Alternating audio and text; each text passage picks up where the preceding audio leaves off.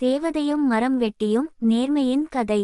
ஒரு அமைதியான கிராமத்தில் மினுமினுக்கும் மாய வனத்தால் சூழப்பட்டு ஒரு நல்ல மனம் கொண்ட உழைக்கும் மரம் வெட்டி ஒருவர் வாழ்ந்தார். அவர் தனது கோடாரியை தோளில் வைத்து பசுமையான காட்டின் அழகை காண மகிழ்ச்சியுடன் நடந்து செல்கிறார். ஒரு நாள் ஒரு அழகான நதிக்கரையில் மரங்களை வெட்டிக் கொண்டிருந்தபோது தன்னுடைய கோடாரி தவறி நீரில் விழுந்தது. மரம் வெட்டி வேதனையுடன், ஐயையோ, என் கோடாரி, இப்போது என்னால் வேலை செய்ய முடியாது. அந்த நேரத்தில் நதி பிரகாசிக்க ஆரம்பித்தது.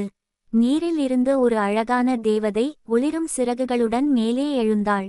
தேவதை மென்மையான குரலில், கவலைப்படாதே நல்ல மனிதனே, நான் உனக்கு உதவ வருகிறேன். அவள் கையில் ஒளிரும் பொன் கோடாரி மிதந்தது. தேவதை, இந்த பொன் கோடாரி உன்னுடையதா? மரம் வெட்டி, இல்லை அம்மா, அது என் கோடாரி இல்லை. என் கோடாரி பழையதும் எளிமையானதுமே. பிறகு ஒரு வெள்ளி கோடாரி தோன்றியது. தேவதை, அப்படியா, இதுவா உன்னுடையது? மரம் வெட்டி, இல்லை, அது கூட அல்ல. அவள் ஒரு பழைய இரும்பு கோடாரியை தூக்கினாள். தேவதை, இதை பார், இது.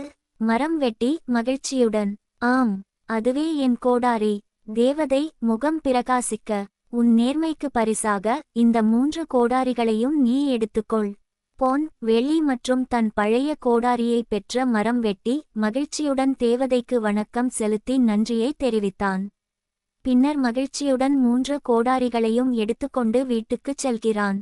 அவனது மனம் அந்த பரிசுகளை காட்டிலும் மதிப்புமிக்கதாய் இருந்தது.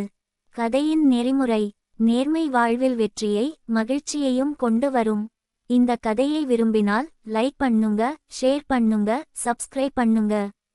இன்னும் பல நல்ல கதைகள் உங்களுக்காக காத்திருக்கின்றன.